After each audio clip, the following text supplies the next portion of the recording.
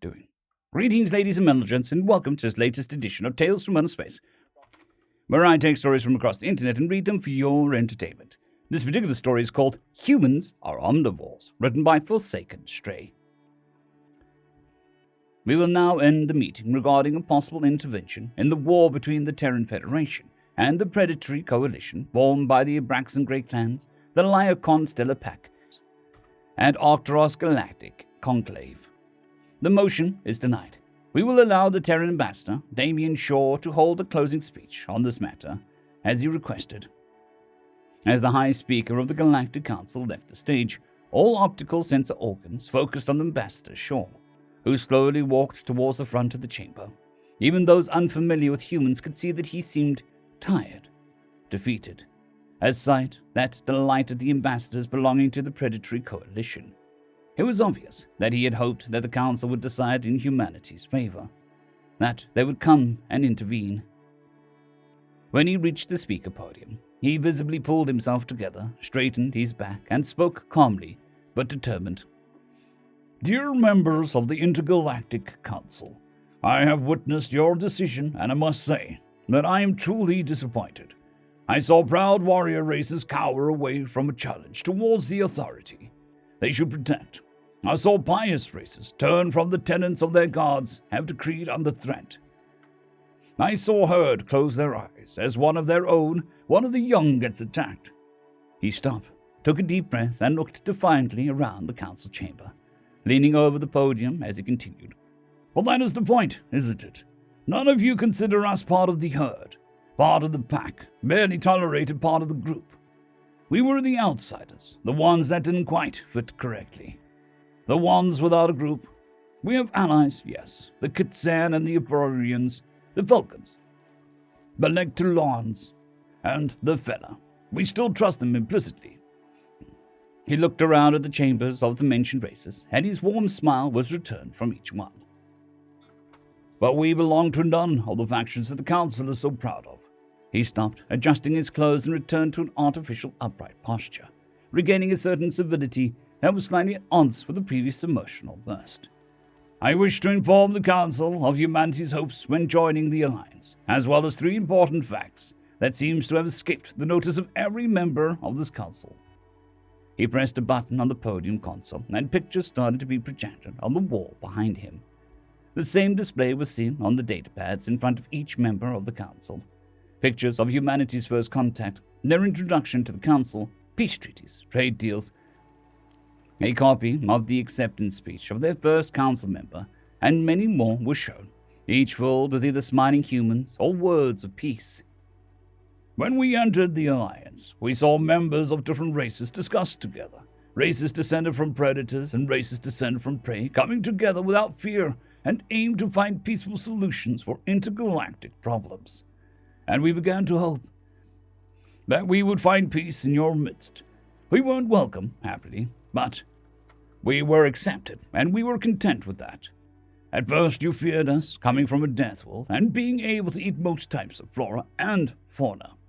After some time you saw us as peaceful and kind, albeit cunning beings. We became well known for our tacticians and our negotiations, and have lived peacefully amongst you for the last 20 years.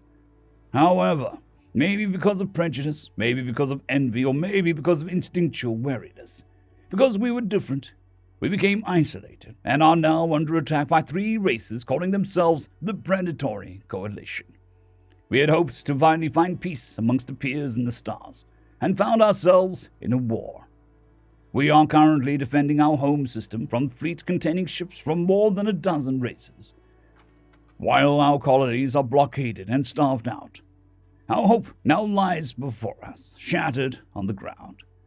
From a few chambers came sounds that showed satisfaction for the specific race that occupied them.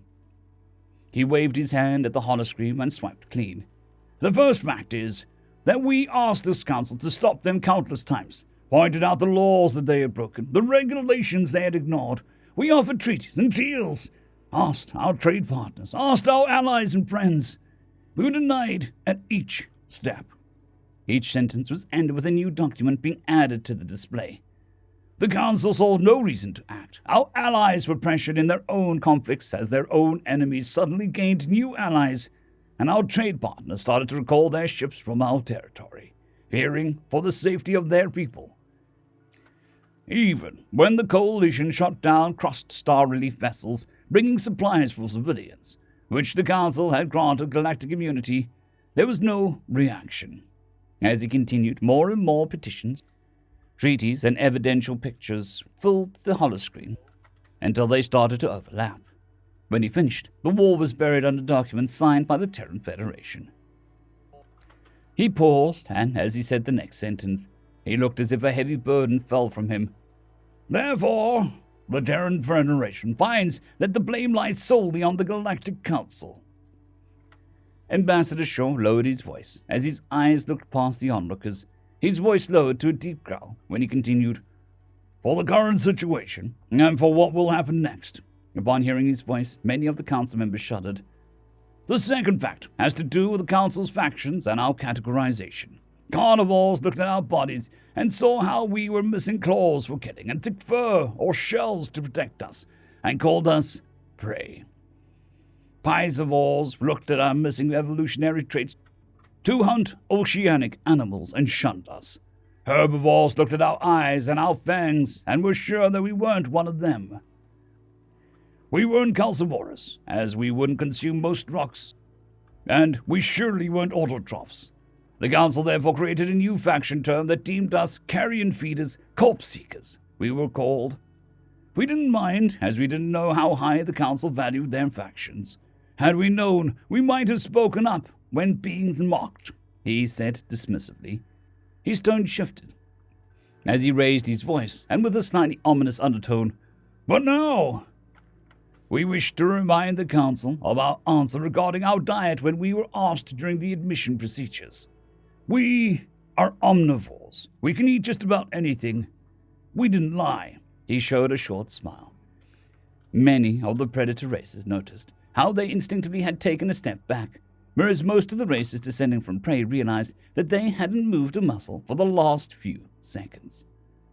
The human ambassador raised his hand to point towards the holoscreen that now showed pictures of hundreds of races that either an animal or plant next to each one. Here is a list of all the council races and the closest equivalent species on our planet, be it plant or animal. You will see that except for the Orifians and the Lectulans, which are mineral-based life forms, we have a comparison for each species. He grinned wolfishly, and the room full of eyes that were hanging onto his lips noticed the fangs in his smile. And each of them was consumed by humans in the past. Another hand wave and a picture of a food item appeared next to each picture of Earth life forms. An unrest started to grow through the chamber. A few of the ambassadors fainted and had to be caught by their aides. The predatory coalition looked worried at the crow, the wolf, and the bear on the list, and noticed humans looking at them, his eyes suddenly very much that of a predator. The High Speaker tried to calm them half-heartedly, visibly uneasy from finding her species at the top of the list next to the pangolin and another picture of soup with scales swimming in it, and obviously fought her instinct to curl up. The human ambassador loudly cleared their throat, the deep rumble getting the attention of all conscious individuals in the room. The third fact is that the predatory coalition has kept the interstellar communications intact, probably so that we can use it to broadcast our surrender directly to our colonies. Before this meeting started, when the High Speaker advised me that this petition would probably be denied, we have used it. Not one being in the chamber thought that the Terrans used the network to surrender, but they felt fear just thinking about the alternatives. Their feelings were confirmed when the human continued. We used it to broadcast the following 4 sentences. Dear citizens of the Terran Federation, we apologize, as we currently cannot come to your aid. The Lyacon and the Octoros fleets keep our ships from the sector, and the Abraxians have shot down the crossed star vessels that were en route to deliver food supplies to you. We grieve for the losses that you must have endured, and the hunger you will continue to endure until we come to your aid. Until we arrive to free you from your suppression of the Abraxans, we've only one solace that we can offer you.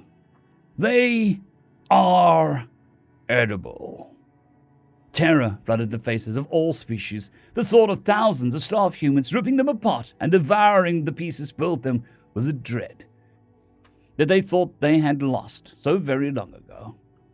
The human continued over the stunned silence as the data he now started to report appeared behind him on the holoscreen. Not a single word helped to calm the room.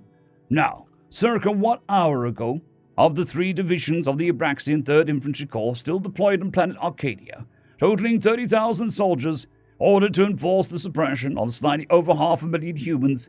Currently only 2,451. The ambassador closed his eyes for a moment, took a heavy breath as the numbers on the holoscreen corrected themselves, and then continued, determined. 2,345 soldiers remain alive, according to their identification tags. Our fleets reported that the coalition fleet routed 25 minutes after being declared excluded from the Geneva Convention and left the Sol system with forces estimated to be 23% of their initial strength. Fleet Command has confirmed that our guided warp missiles have crippled the home fleets of each coalition member. We have confirmed the impacts of each capital city and seat of government. The human looked up from his datapad, stared at them almost apathetically. Humanity has tried its hardest to tame itself for the last 20,000 years. We had our struggles and our failures, but we continue to hope. We hoped to shed our primal urges, our instincts. We hoped to become truly civilized when we encountered other civilizations, to learn from them and follow their example. But we found animals, being proud of their history and celebrating their diet. The being started to talk with more vigor, a fire burning in its eyes, each word uttered faster and faster. We've tried to stay tame, tried our best to be peaceful, kept trying to be civil, restrained the urges, and endured as much as we could. But you kept pushing, and you kept prodding. You kept rattling the bars of our cage, and now... The beast looked at them with hunger that only a minuscule few of them could imagine. Now the cage is open. You fools being so proud of your heritage as animals will now understand why our ancestors banded together, why they sought out technology, why they built homes, and why they left behind the way of the animal. You have unleashed a primal beast, and now you will remember a place on the food chain. The beast growled with a certainty that left no doubt. Beneath us.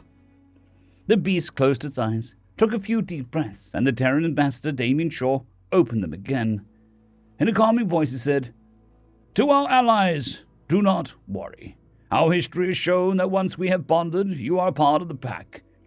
Any respect, courtesy, and protection we give to our own, you will receive as well. His eyes went hard, and his voice was that of a merciless hunter, when he continued, To our enemies, I only say this.